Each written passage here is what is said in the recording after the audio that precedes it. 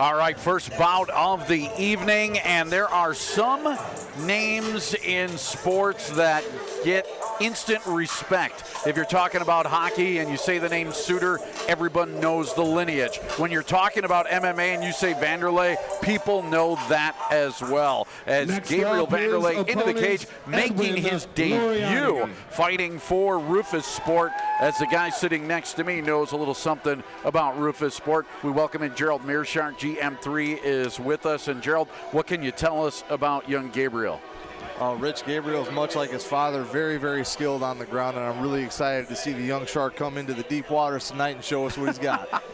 I think everybody is excited about that as well. So he is making his debut. He is going up against a local kid in Edwin, Laureani. Laureani fighting out of the chosen few and getting his look over here right now as you see Mark Lemminger, who is actually checking him out. Lemminger, by the way, going to be fighting in Bellator. Yeah, actually in Oklahoma coming up in just about a month or so. So we're all pretty proud of Mark and his accomplishment as he is making the move up there and fighting just north of Wichita Falls, Texas. That one is coming up a little bit later on this winter. All right.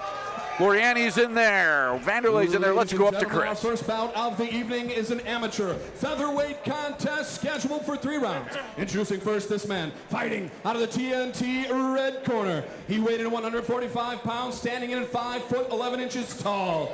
He represents Rufus Sport Milwaukee from Brazil. Ladies and gentlemen, please welcome Gabriel Wanderley. His opponent, this man, fighting out of the Kearns blue corner. He stands in at 5 foot 7 inches tall, weighing in at 145 ready pounds. He represents the chosen few, Jim and Hales, from right here in Madison, Wisconsin, making his amateur debut, El Toro, Edwin Laureani.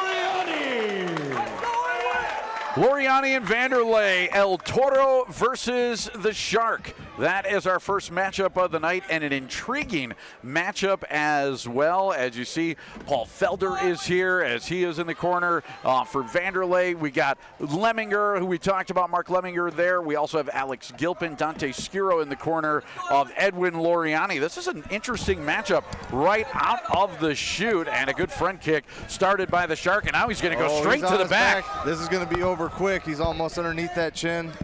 Holy cow, he was quick to jump on the back of Laureani, and Laureani in all kinds of trouble here right now as the Shark looking to make quick work of El Toro. Yeah, Gabe's got a really nice body lock on the back right now. You can see how not only does he have a body triangle with his legs, he's lacing his right leg on the calf, so it's really hard for him to switch his hips and get out of this position. And right now, Gabriel's just going to go on there. He's, spread him out, trying to flatten him. He's either going to punch him to a TKO here or try to work for the rear naked choke. But credit to his opponent. He's doing everything he can right now to fight back and stay in this fight. Well, the nice thing about being in such a dominant position so soon in the round of a fight is you have time. You don't have to push the submission faster than you naturally have to. You can soften the guy up as much as possible, roll around with him. Edwin right now is doing a great job of keeping the pressure off of the body lock, which Gerald can talk about a little bit more as far as rolling over to the foot side there. But it doesn't matter because Wanderley has so much time in this round and is in so much control on the back right now that he can take all the time he wants before he's setting in this submission.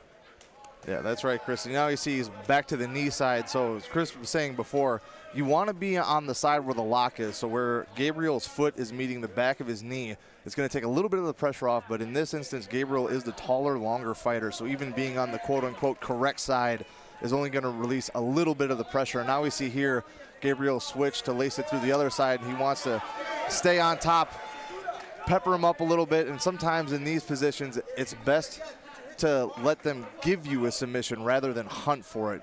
Pound them, make them feel them wear on you, get the weight on them, let them feel the hips, squeeze on the guts. You see his calf is right underneath the rib cage, so we can squeeze on him a little bit and try to make him make a mistake in scrambling to get out of that position. Laureani still trying to work his way out of it, made a rookie mistake in his debut, giving up his back early on in the round, almost at the very beginning, and it's been Wanderley in control since then as he continues to work on Laureani with 2 minutes gone by in this round.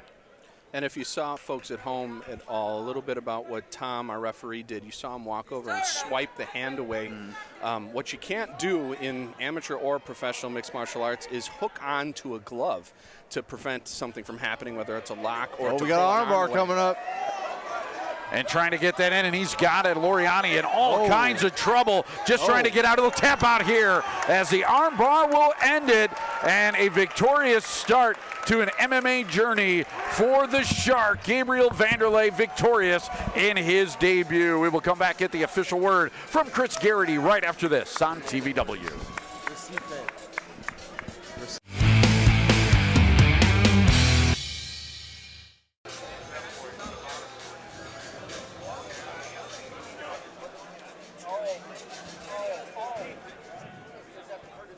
Ladies and gentlemen, the end of this bout comes at 2 minutes, 44 seconds of round number 1 for your winner by armbar, the Recife Shark, Gabriel Wanderley.